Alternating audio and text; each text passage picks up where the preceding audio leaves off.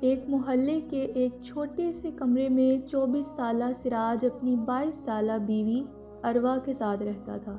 سراج کا باپ کئی سال پہلے انتقال کر چکا تھا اور ماں گاؤں میں چچا کے پاس رہتی تھی۔ سراج شہر آ کر محنت مزدوری کر رہا تھا تاکہ ایک بہتر زندگی بنا سکے۔ اروا نرم لہجے والی، خوبصورت آنکھوں اور چمکتے چہرے کی مالک تھی، مگر اس کی آنکھوں کی چمک میں ایک عجیب سی چالاکی بھی جھلکتی تھی جسے سراج محبت سمجھتا تھا۔ شادی کو ابھی 1 سال بھی مکمل نہیں ہوا تھا۔ شروع میں سب کچھ بہت اچھا تھا۔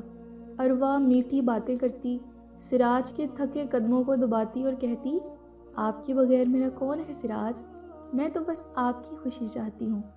سراج مسکرا کر جواب دیتا، اور میں تمہیں دنیا کی ہر خوشی دینا چاہتا ہوں، بس ہاتھ تھوڑا تنگ ہے۔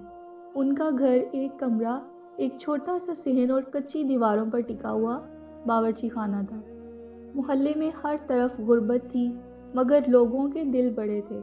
عید آتی تو سب ایک دوسرے کے گھروں میں سوئیاں بانٹتے، محرم میں سب مل کر سبیل لگاتے۔ اروا کو غربت سے شدید نفرت تھی۔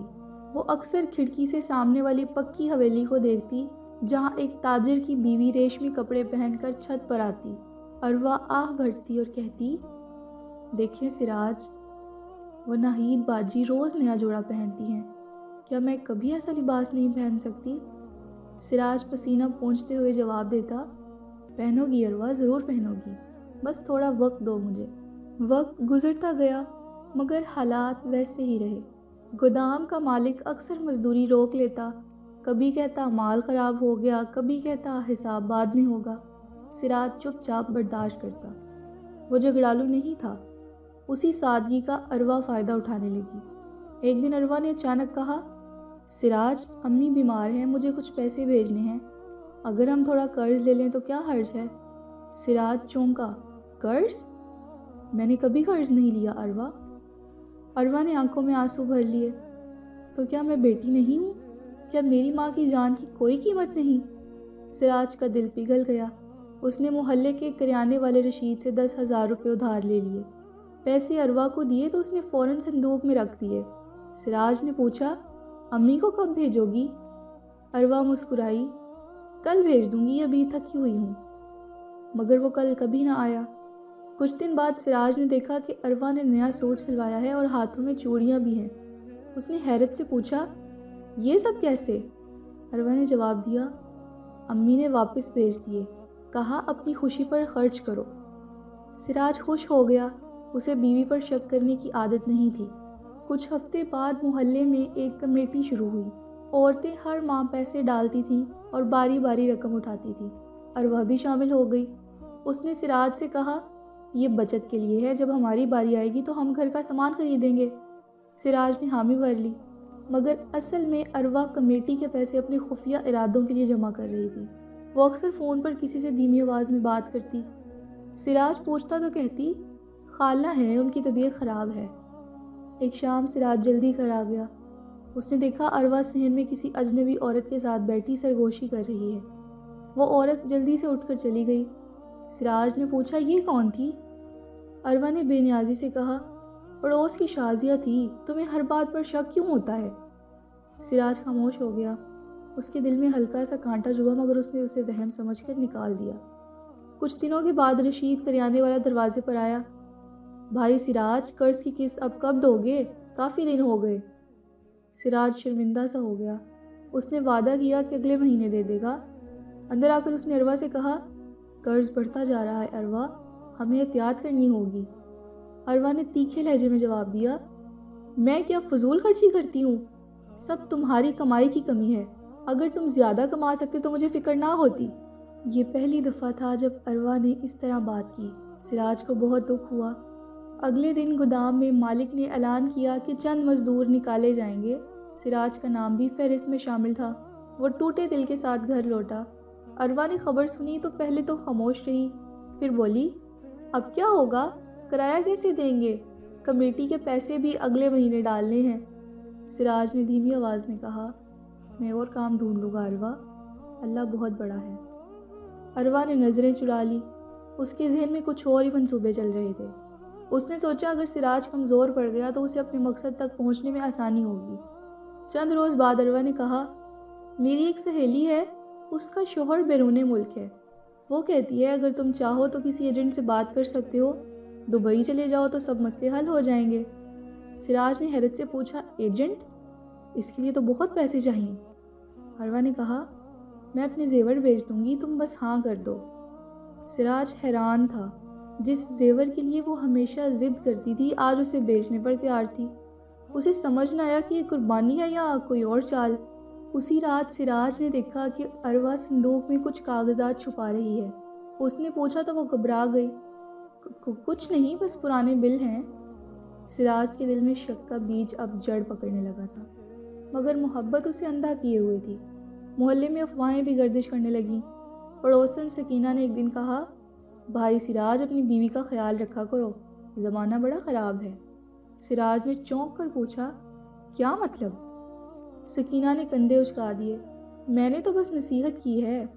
سراج نے طے کیا کہ وہ سچ جانے بغیر چین سے نہیں بیٹھے گا، مگر وہ یہ بھی نہیں چاہتا تھا کہ بغیر ثبوت کے اروا پر الزام لگائے۔ ادھر اروا اندر ہی اندر اپنے منصوبے کو آخری شکل دے رہی تھی۔ اس کی آنکھوں میں اب صرف آسائشوں کا خواب تھا۔ وہ سوچتی، غربت میں ساری عمر جلنا نہیں، مجھے کچھ بڑا کرنا ہوگا، چاہے جیسے بھی ہو۔ ایک رات جب سراج نیم خوابدہ تھا، اس نے اروا کو فون پر کہتے سنا، ہاں سب تیار ہے، بس وہ مان جائے تو کام آسان ہو جائے گا۔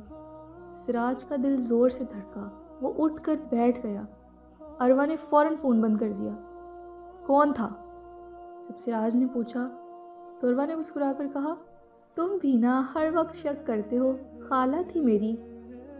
مگر اس مسکراہٹ میں اب پہلے جیسی معصومیت نہیں تھی۔ اگلی صبح سراج نے آنکھیں کھولی تو دل پر ایک بوجھ سا تھا۔ رات کی وہ ادھوری سرگوشی اس کے کانوں میں اب بھی گونج رہی تھی۔ اروا معمول کے مطابق جلدی اٹھ گئی تھی، چولہے پر چائے رکھ کر ایسے مصروف تھی جیسے کچھ ہوا ہی نہ ہو۔ اس کے چہرے پر ہلکی سی مسکراہٹ تھی، مگر آنکھوں میں ایک عجیب سی بے چینی تیر رہی تھی۔ سراج نے کپ اٹھاتے ہوئے آہستہ سے پوچھا، کل رات کس سے بات کر رہی تھی؟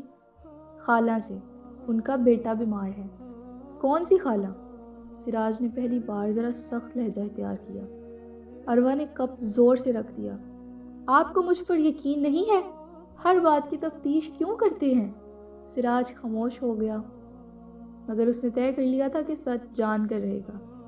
اس دن وہ کام کی تلاش میں نکلا تو اس کے قدم خود بخود اس گلی کی طرف مڑ گئے جہاں اس نے چند دن پہلے وہ اجنبی عورت دیکھی تھی۔ محلے کی دکان پر بیٹھے بوڑھے حفیظ نے اسے دیکھا تو بولا، بیٹا سراج، سب خیریت ہے نا؟ سراج نے جھجکتے ہوئے پوچھا، چچا وہ جو شازیہ نام کی عورت آتی ہے ہمارے گھر، وہ کون ہے؟ حفیظ نے چونک کر کہا، شازیہ؟ یہاں تو کوئی شازیہ نہیں رہتی، البتہ ایک سائمہ ہے جو کمیٹی ڈالتی ہے اور عورتوں کو بیرون ملک بھیجنے کے خواب دکھاتی ہے۔ سراج کے پیروں تلے جیسے زمین کھسک گئی۔ بیرون ملک؟ ہاں، کئی سادہ لڑکیوں سے پیسے لے چکی ہے، کہتی ہے دبئی میں نوکری لگوا دوں گی۔ سراج کا ذہن چکرا گیا۔ اسے اروا کی وہ بات یاد آئی جب اس نے دبئی جانے کا مشورہ دیا تھا۔ کیا یہ سب اسی سائمہ کا کھیل تھا یا اروا خود اس کھیل کا حصہ تھی؟ وہ گھر لوٹا تو اروا غیر معمولی خوش نظر آ رہی تھی۔ سنو سراج، میں نے ایجنٹ سے بات کر لی ہے، وہ کہتا ہے اگر 50,000 جمع ہو جائیں تو ویزا لگ سکتا ہے۔ سراج نے حیرت سے کہا، 50,000؟ ہمارے پاس تو 10 بھی نہیں۔ اروا نے کہا، میں نے کمیٹی کی اگلی رقم بھی ایڈوانس لے لی ہے اور کچھ انتظام بھی ہو جائے گا۔ کیا انتظام؟ اروا نے کہا، میں نے اپنے ماموں سے بات کی ہے، وہ ادھار دے دیں گے۔ سراج کے دل میں شک کا طوفان اٹھنے لگا۔ وہ جانتا تھا کہ اروا کے ماموں سے اس کا کوئی خاص تعلق نہیں تھا، پھر اچانک اتنی مدد کیوں؟ اسی شام دروازے پر دستک ہوئی۔ ایک درمیانی عمر کا آدمی نفیس کپڑوں میں ملبوس اندر آیا۔ میں نعمان ہوں، ایجنٹ، آپ ہی سراج ہیں؟ سراج نے کہا، جی ہاں میں ہی ہوں۔ نعمان نے کہا، آپ کی بیگم نے بڑی تعریف کی ہے آپ کی محنت کی، دبئی میں گودام کا کام ہے، تنخواہ اچھی ہے، بس کچھ فیس پہلے دینی ہوگی۔ سراج نے کہا، اگر ویزا نہ لگا تو؟ نعمان نے ہنستے ہوئے کہا، ہم دھوکہ نہیں دیتے، آپ کی بیگم کو سب سمجھا دیا ہے۔ سراج نے حیرت سے اروا کی طرف دیکھا، سب سمجھا دیا ہے؟ میں نے سوچا آپ کو خوشخبری دوں گی جب سب طے ہو جائے گا، اروا نے نظریں جھکا کر کہا۔ نعمان کے جانے کے بعد سراج نے سخت لہجے میں کہا، یہ سب میری اجازت کے بغیر کیوں کر رہی ہو؟ اروا نے آنکھوں میں آنسو بھر لیے۔ میں تمہاری بھلائی چاہتی ہوں، کیا غربت میں ساری عمر جلتے رہیں گے؟ سراج کے دل میں نرمی آ گئی۔ چند دنوں میں گھر کا سامان بکنے لگا، پرانی چارپائی، پنکھا، حتیٰ کہ سراج کی موٹر سائیکل بھی۔ اروا ہر بار کہتی، قربانی کے بغیر کامیابی نہیں ملتی، مگر اسی دوران سراج نے ایک اور عجیب بات دیکھی۔ اروا اکثر نئے کپڑے پہن کر باہر جاتی، کہتی کمیٹی کی میٹنگ ہے۔ ایک دن سراج خاموشی سے اس کے پیچھے چل پڑا۔ وہ ایک پکے مکان میں داخل ہوئی جہاں وہی سائمہ بیٹھی تھی۔ اندر سے ہنسی کی آوازیں آ رہی تھی۔ سراج کھڑکی کے پاس جا کر رک گیا۔ اس نے صاف سنا، سائمہ کہہ رہی تھی، دیکھو اروا، اگر سراج دبئی چلا گیا تو تم آزاد ہو جاؤ گی، پھر ہم وہ کام کریں گے جس سے اصل پیسہ آئے گا۔ پھر اروا کی آواز آئی، ہاں بس وہ راضی ہو جائے، پیسے تقریباً پورے ہیں۔ سراج کا دل ٹوٹ کر رہ گیا۔ وہ چپ چاپ واپس آ گیا۔ اس کی آنکھوں میں آنسو تھے، مگر دل میں آگ بھڑک اٹھی تھی۔ کیا وہ صرف ایک سیڑھی تھا؟ کیا اروا اسے دور بھیج کر خود کوئی اور راستہ اختیار کرنا چاہتی تھی؟ رات کو اروا نے مسکراتے ہوئے پوچھا، تم اتنی خاموش کیوں ہو؟ سراج نے کہا، اگر میں نہ جاؤں تو؟ اروا چونک گئی۔ کیا مطلب؟ میرا دل نہیں مانتا۔ اروا کا چہرہ سرخ ہو گیا۔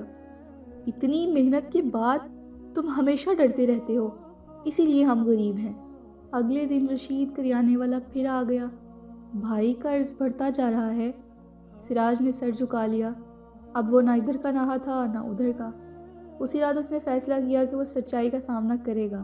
اس نے اروا سے کہا، کل ہم نعمان کے دفتر چلیں گے، میں خود سب کاغذات دیکھوں گا۔ اروا نے گھبرا کر کہا، نہیں ضرورت نہیں، میں دیکھ چکی ہوں سب کچھ۔ پھر بھی میں جانا چاہتا ہوں۔ اگلے دن جب وہ دفتر پہنچے تو وہاں تالا لگا تھا۔ پڑوس کے دکاندار نے بتایا کہ دفتر تو کل ہی خالی ہو گیا، وہ آدمی پیسے لے کر چلا گیا۔ اروا کے ہاتھ سے پرس گر گیا۔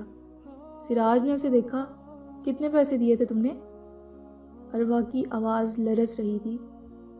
40,000۔ 40,000؟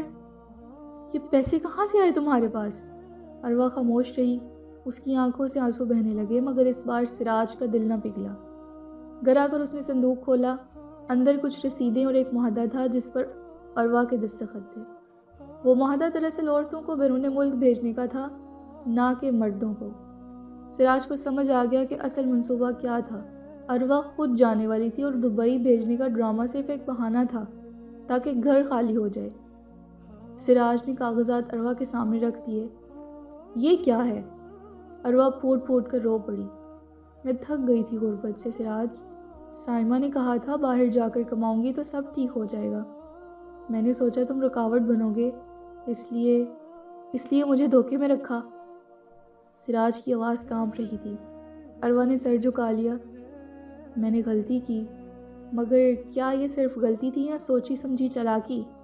سراج کے اندر محبت اور غصے کی جنگ چھڑ چکی تھی۔ وہ سوچ رہا تھا کہ جس عورت کے لیے اس نے سب کچھ بیچ دیا وہی اسے دھوکے میں رکھتی رہی۔